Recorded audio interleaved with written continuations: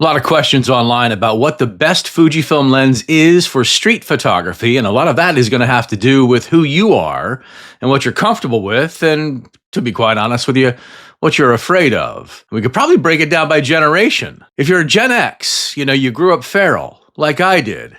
You'll break out a 16mm prime crop sensor body, 24mm, which is about as wide as you want to go with any street photography before you get into distortion. I got the 16mm here in the silver, which I get real close with this and get a lot of environment in the photo, but you got to be close for this one. So if you're Gen Z and you're afraid to answer the door and the phone, this may not be the lens for you. So that's Gen X, baby. Boomers. You probably want the wonderful 23mm f2. There's your 35. If you want an interchangeable lens, that's the one. Close enough without being too close, because you can't run from anything anymore. Got a great build and great solid photos. This was my first real street shooter build. Here we go, Gen Z and Millennials. This is for you. Millennials, because you're lazy and you don't want to move, you need to zoom. You'd like to sit where you sit and take your pictures into this beautiful 16-55.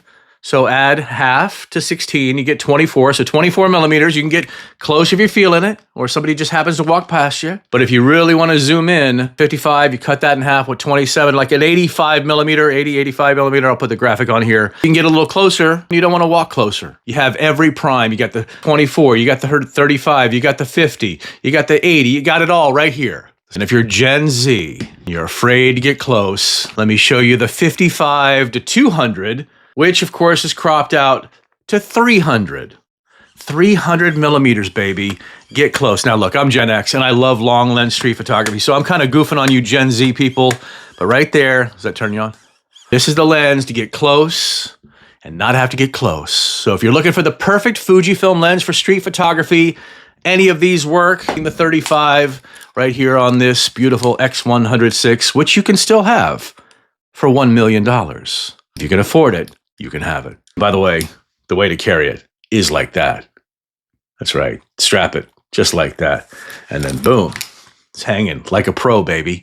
Thanks for watching. Enjoy your... Oh my goodness, and how do I forget this? Let me jump back in here and tell you about the Pancake, the 27mm, aka the 43mm. Everybody says is the perfect focal length for street photography.